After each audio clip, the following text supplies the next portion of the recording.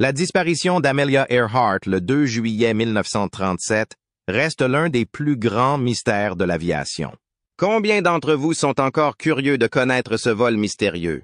Laissez un 1 dans les commentaires sous cette vidéo pour me faire savoir que je ne suis pas la seule. Amelia Earhart, pionnière de l'aviation, a disparu en 1937 alors qu'elle était engagée dans un ambitieux projet de tour du monde. Il ne lui restait que 7000 milles à parcourir lorsqu'elle et son navigateur Fred Noonan ont disparu sans laisser de traces alors qu'ils traversaient l'océan Pacifique. Malgré les nombreuses recherches et les innombrables explications, sa disparition reste l'un des plus grands mystères de l'aviation. Quelle est la vérité sur ce qui s'est passé lors de son dernier vol? Restez à l'écoute jusqu'à la fin pour découvrir les derniers développements de ce mystère de longue date. Le 24 juillet 1937, Amelia Earhart est née dans la ville d'Atchison, au Kansas. Edwin et Amy Earhart, 16 parents, sont fous de joie, mais leur bonheur est assombri par les années de souffrance qu'ils ont endurées. Exactement 1 an avant la naissance d'Amelia, sa sœur aînée était née mais n'avait pas survécu. Malgré cela, les Earhart conservèrent de leur optimisme et leur fille Amelia démontra rapidement qu'elle avait une personnalité à la fois vive et aventureuse. Amelia a reçu une éducation très inhabituelle puisqu'elle a été élevée dans la maison de son grand-père, Alfred Otis. Ce dernier, éminent juge et président de banque, était très exigeant. Edwin, un avocat dont la profession est une lutte perpétuelle, est le mari de sa fille et il désapprouve totalement leur mariage. Même si elle subissait beaucoup de pression, Amelia n'a jamais laissé cela l'empêcher de partir à l'aventure. Amelia, également connue sous le nom de Mélie, s'est associée à sa jeune sœur Grace, souvent connue sous le nom de Pidge, pour former une équipe redoutable. C'est Amelia qui les guidait dans leurs aventures, qui allait de l'escalade des arbres à la chasse aux rats avec un fusil. Amy, la mère des enfants, les encourage à jouer en toute liberté, à la grande satisfaction de leur grand-mère. Cependant, Amelia et Grace ont choisi de porter des culottes bouffantes parce qu'elles voulaient avoir plus de liberté que les autres filles. Cette subversion précoce des normes culturelles donne un aperçu de la future ligne de conduite d'Amelia. L'une des expériences les plus mémorables d'Amelia au cours de sa jeunesse a été la construction d'une rampe à partir d'une montagne russe qu'elle avait regardée. La structure a été construite par elle et son oncle sur le toit de leur cabane à outils. Un accident s'est produit lors de son premier vol, mais le sentiment de plaisir qu'elle a éprouvé est resté gravé dans sa mémoire. En 1907, la famille Earhart s'installe à Des Moines, dans l'Iowa, et c'est au cours d'une foire d'État qu'Amelia Earhart voit son tout premier avion. À sa grande surprise, l'appareil rouillé ne lui laisse aucune impression. En revanche, elle était plus intéressée par le manège, et l'avion ne l'intéressait pas du tout. D'un autre côté, la vie a une façon de semer des graines qui finiront par pousser. La détermination d'Amelia est restée aussi forte que jamais, en dépit du fait que son père luttait contre l'alcoolisme, ce qui entraînait une certaine instabilité. La famille déménage souvent pour tenter de se mettre à l'abri. Ils sont finalement obligés de déménager à Chicago à cause de l'alcoolisme d'Edwin. À ce moment-là, la quête d'une éducation de qualité amène Amelia à la Hyde Park High School, où elle éprouve un sentiment d'aliénation mais reste déterminée. En 1916, lorsqu'Amelia reçoit son diplôme, ses objectifs sont très clairs, tout en rêvant à son avenir. Elle a rassemblé un album de femmes travaillant dans des domaines contrôlés par les hommes. Elle a commencé ses études à l'école d'Ogun, en Pennsylvanie, mais ne les a pas terminées. Au lieu de cela, elle s'est portée volontaire pour travailler comme aide-soignante à Toronto pendant la Première Guerre mondiale. Son expérience auprès des militaires et des pilotes de retour au pays a éveillé son intérêt pour le vol. Au milieu de l'épidémie de grippe espagnole qui s'est déclarée en 1918, Amelia est tombée gravement malade. Sa réadaptation a été difficile et douloureuse, et elle a souffert de problèmes de sinus qui allaient durer toute sa vie. Cependant, pendant sa convalescence, elle lit beaucoup et expérimente la mécanique, jetant ainsi les bases de sa future profession. Un changement important se produit dans la vie d'Amelia au début des années 1920. Lors d'un salon de l'aviation à Toronto, elle est fascinée par le plongeon audacieux d'un pilote. Le jet semble avoir un lien avec elle, et elle éprouve une attirance inexplicable pour le ciel. Lorsqu'elle se rend en Californie en 1920, elle fait un voyage en tant que passagère et cette expérience devient claire comme de l'eau de roche. Cet événement a eu un profond impact introspectif.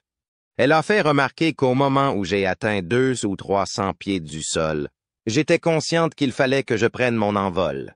En commençant par Neda Snook, une femme pionnière de l'aviation, Amelia a entamé sa formation pour devenir pilote. Bien que sa mère hésite à la soutenir, elle exerce divers emplois pour payer ses cours.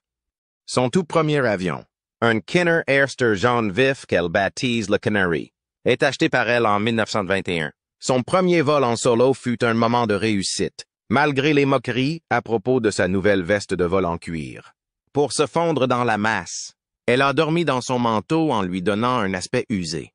En volant à une hauteur de 14 000 pieds le 22 octobre 1922, Amelia a établi un nouveau record mondial. Elle est la 16e femme aux États-Unis à obtenir une licence de pilote, et ce dès 1923. Un esprit intransigeant et une passion pour le ciel ont été les moteurs de son parcours. D'une jeune fille intriguée du Kansas, elle est devenue une pilote pionnière. Son aventure ne fait que commencer. Au début des années 20, Amelia Earhart rencontre un obstacle de taille sur sa route vers l'aviation. Sa fortune, qui avait été gérée par sa mère dans le passé, a été réduite à néant après un investissement infructueux dans une mine de gypse. Amelia doit se séparer de son Canary chéri et d'un second avion Kinner. Elle achète ensuite un véhicule biplace jaune Kissel Goldbug, connu sous le nom de Yellow Peril. Non seulement elle traverse une mauvaise passe à cette époque, mais elle souffre également de problèmes de sinus récurrents, qui se soldent par une nouvelle opération ratée en 1924. Amelia se lance dans diverses activités commerciales, dont une entreprise de photographie, mais aucune n'aboutit. Elle met en veilleuse ses aspirations à devenir pilote de ligne. L'année 1924 marque le début du voyage d'Amelia et de sa mère à travers le continent dans la voiture Yellow Peril. Ce voyage a commencé après le divorce de ses parents. Au cours de leur voyage dans l'ouest des États-Unis, elles font un détour par Banff, en Alberta, qui les conduit finalement à Boston, dans le Massachusetts. Amelia a subi une nouvelle intervention sur les sinus à Boston, ce qui lui a permis de bénéficier d'un répit temporaire. Après son rétablissement, elle est retournée à l'Université de Columbia pour une courte période, mais elle a été contrainte d'abandonner ses études en raison de contraintes financières. Amelia a été contrainte de chercher du travail car sa mère n'était plus en mesure de supporter la charge financière des frais de scolarité. Amelia a pu trouver un emploi à Denison House, une maison d'accueil située à Boston, d'abord en tant qu'enseignante, puis en tant qu'assistante. Malgré ses difficultés financières, son enthousiasme pour l'aviation ne faiblit pas. Elle devient membre de la section de Boston de l'American Aeronautical Society et est rapidement élue au poste de vice-présidente. En investissant une petite somme d'argent, elle a pu contribuer au financement des opérations de l'aéroport Denison, situé près de Quincy, dans le Massachusetts. C'est à l'aéroport de Denison qu'elle a effectué son premier vol officiel en 1927. En outre, Amelia a travaillé comme agent commercial pour Kinner Aircraft dans les environs de Boston. Et elle a également écrit des lettres pour des journaux qui faisaient la promotion de l'aviation. En raison de sa notoriété croissante au sein de la communauté, elle commence à envisager la création d'un groupe de femmes pilotes. Après le vol en solitaire de Charles Lindbergh au-dessus de l'océan Atlantique en 1927, Amelia a eu sa chance dans l'industrie de l'aviation. Dans sa quête pour devenir aviatrice, Amy Guest avait pour objectif d'être la première femme à survoler l'océan Atlantique. Elle a décidé de parrainer une autre femme qui avait l'image appropriée, car elle pensait que le voyage était trop risqué pour elle. Amelia reçoit un appel téléphonique du capitaine Hilton H. Rayleigh en avril 1928, alors qu'elle est au travail. Il lui demande si elle serait intéressée par une traversée de l'océan Atlantique. C'est un rêve devenu réalité que de recevoir cette offre. Après une série d'entretiens avec les responsables du projet, dont l'éditeur George P. Putnam, Amelia a été sélectionnée pour rejoindre le pilote Wilmer Stoltz et le copilote Lewis Gordon pour le voyage transatlantique. Cette décision a été prise après qu'Amelia a également été interviewée. La chance n'était rien moins que magnifique. en dépit du fait qu'elle était passagère et qu'elle avait la responsabilité supplémentaire de maintenir le record de vol. C'est à bord d'un Fokker F-7B 3M baptisé Friendship que l'équipage quitte le port de Trapassey, à Terre-Neuve, le 17 juin 1928. Le voyage dura 20 heures et 40 minutes et se termina à Poole, situé près de Buryport, dans le sud du pays de Galles. Cet événement a renforcé la détermination d'Amelia, même si elle n'y a que très peu participé. Interrogée sur le voyage, elle déclara que Stultz devait faire tous les vols parce que c'était nécessaire, comme un sac de pommes de terre. Je n'étais rien de plus qu'un bagage. Elle a poursuivi en disant « Peut-être qu'un jour, je tenterai ma chance toute seule. » L'exploit d'Amelia a été accueilli avec enthousiasme par la population. Lorsqu'elle arrive à Southampton, en Angleterre, le 19 juin 1928, elle reçoit un accueil retentissant.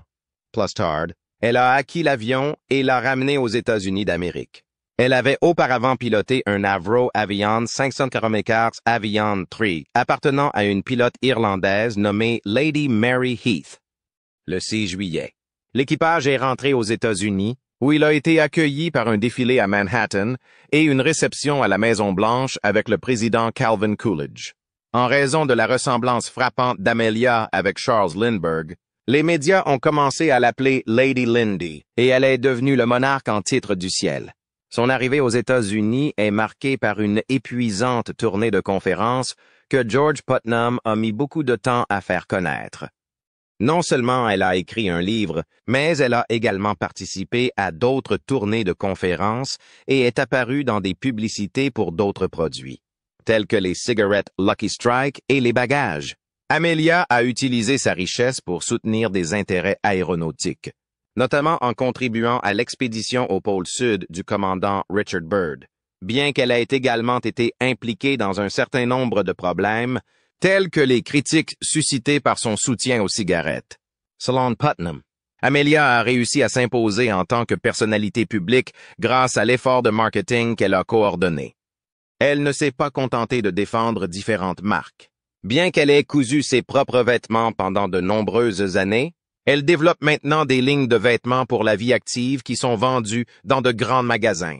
Elle s'implique aussi activement dans le marketing, en particulier celui qui s'adresse aux femmes.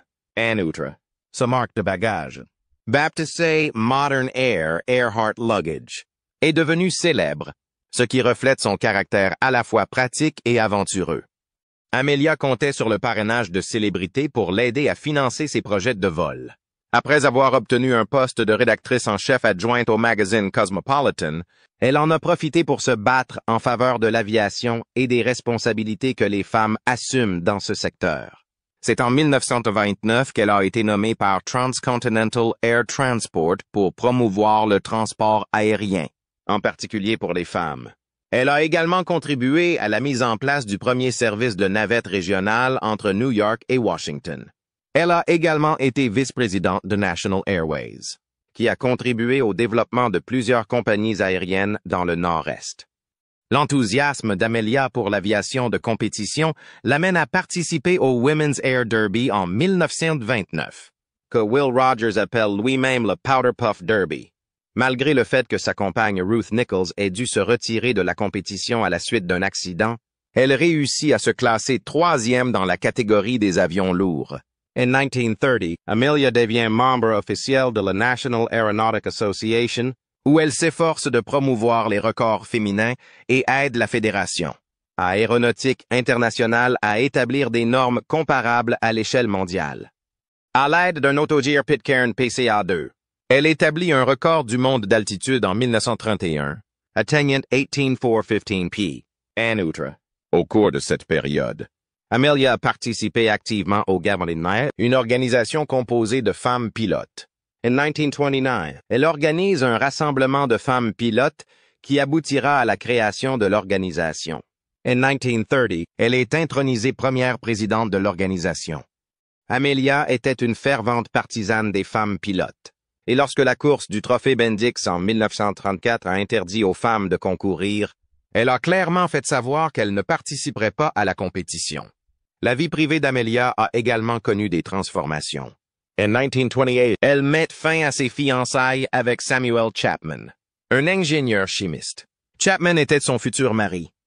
Par la suite, elle devint plus intime avec George Putnam, qui avait obtenu le divorce en 1929. 6 fois avant qu'Amelia ne consente à sa demande en mariage, Putnam la lui a faite. Lors d'une cérémonie qu'Amelia qualifie de partenariat à double contrôle, ils se marient le 7 février 1931.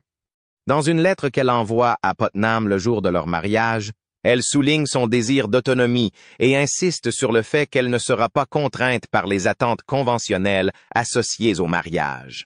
Le point de vue avant-gardiste d'Amelia sur le mariage, ainsi que son choix de conserver son propre nom, était en avance sur leur temps.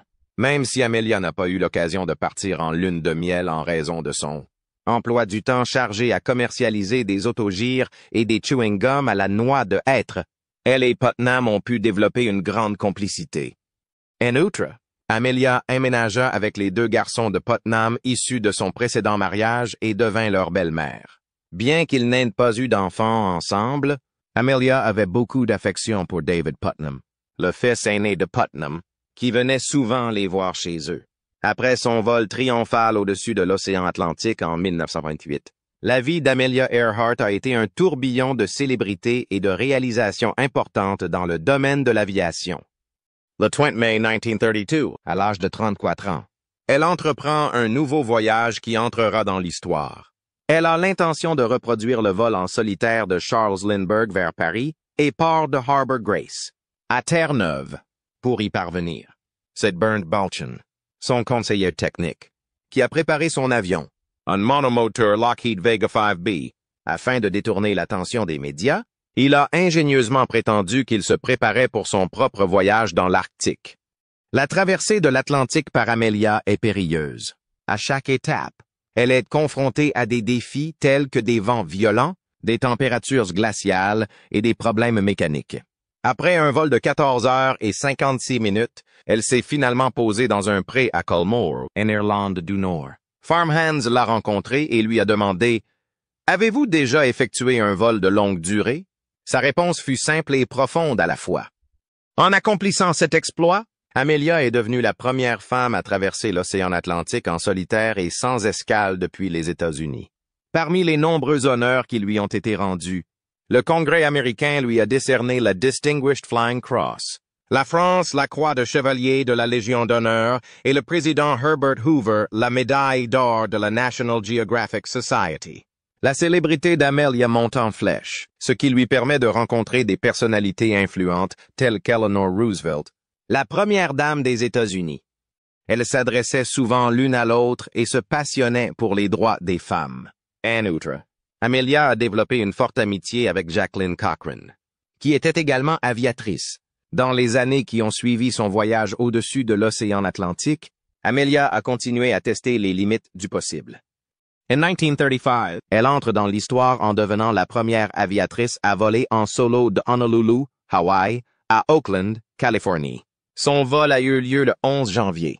Ce voyage, qui emprunte un trajet transocéanique qui avait causé la mort d'un grand nombre de personnes lors de la course aérienne de Dole en 1927, est d'une régularité étonnante.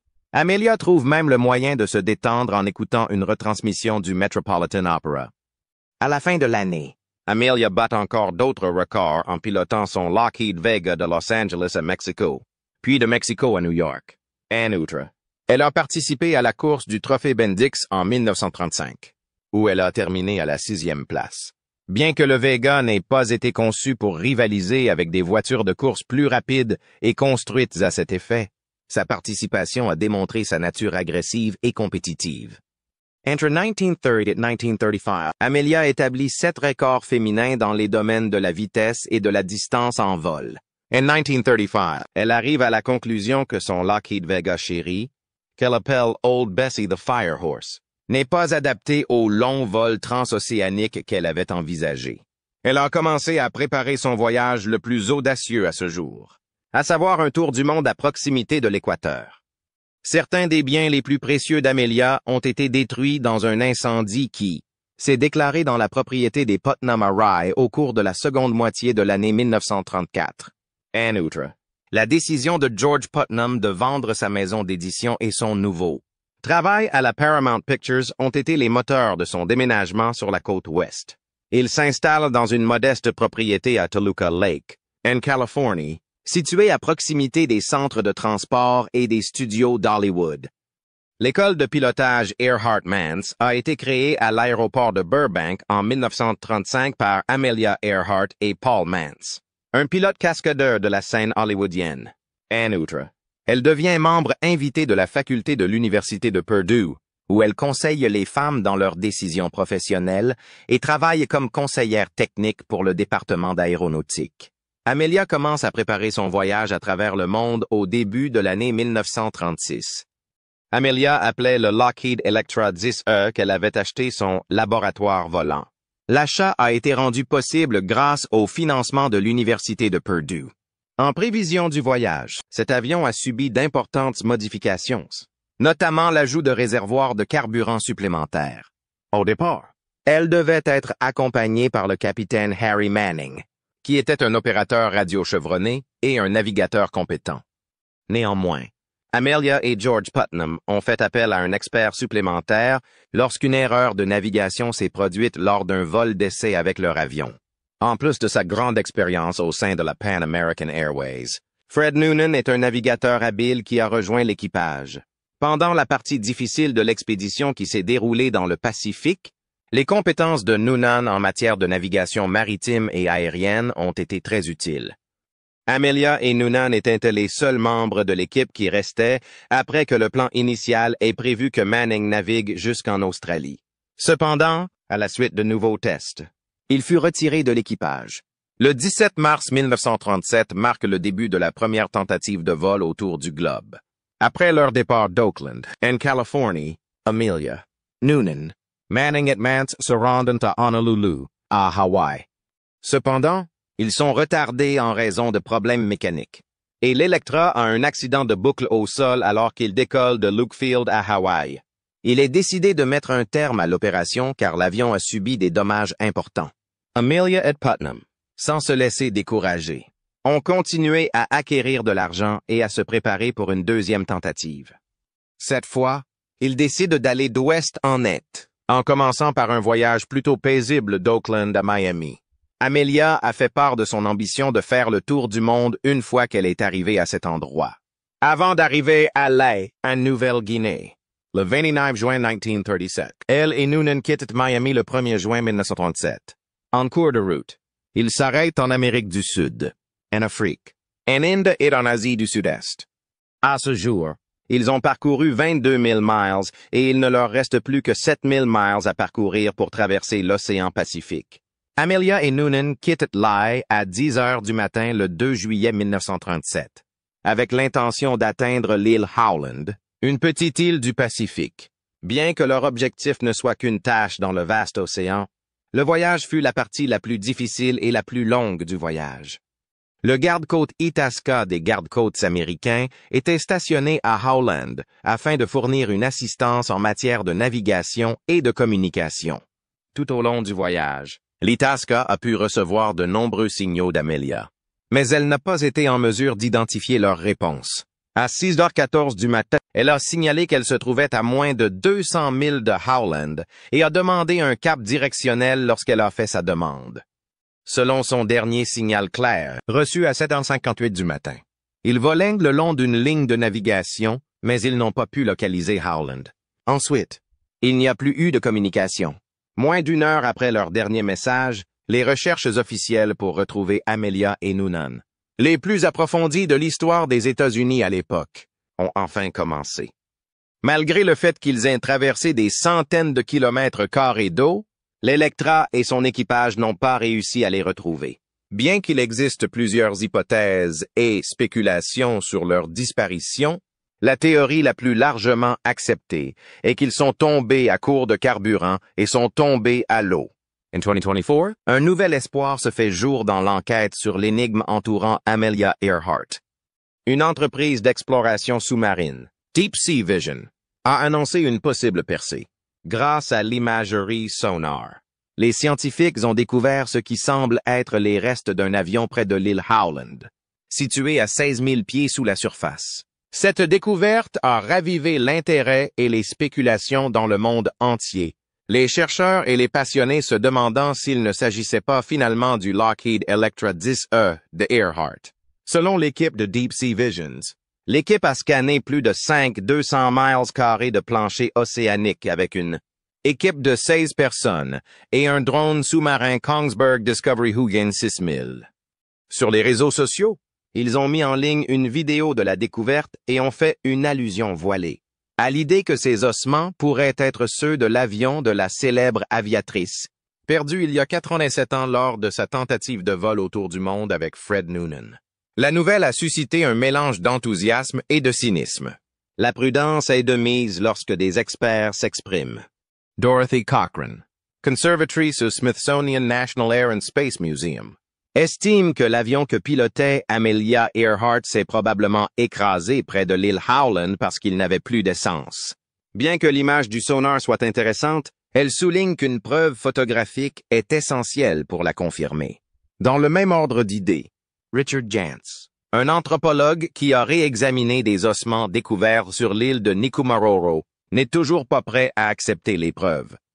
Même si l'avion récemment retrouvé n'est pas définitivement reconnu comme l'Electra de Earhart, il maintient que son argument selon lequel Earhart a péri sur Nikumaroro est toujours valable. Le fondateur de l'International Group for Historic Aircraft Recovery, Richard Gillespie, est plus méprisant à l'égard de l'organisation. Il est certain que la découverte la plus récente ne peut pas être l'avion d'Earhart, soulignant que l'image du sonar ne comporte aucune caractéristique du navire Electra. Gillespie, qui défend l'idée de Nikumaroro, affirme que la forme observée sur l'image sonore est similaire à celle du Nikumaroro. Au lieu de l'avion d'Earhart, c'est un avion de chasse de la Navy qui se trouvait à bord. La découverte faite par la vision en profondeur a ravivé l'enthousiasme populaire, même si les points de vue divergent. L'histoire d'Amelia Earhart a la capacité de capter l'attention des gens dans le monde entier depuis qu'elle a disparu. Chaque nouvel élément d'information, qu'il conduise à des réponses ou à de nouvelles questions, protège son héritage et garantit que le mystère restera entier. La vie d'Amelia Earhart, caractérisée par des réalisations ambitieuses et la poursuite incessante d'aspirations, continue d'être une source de motivation, bien que nous attendions d'autres enquêtes et la possibilité d'une confirmation. La réputation d'Amelia Earhart en tant qu'aviatrice pionnière et symbole de bravoure continuera à vivre.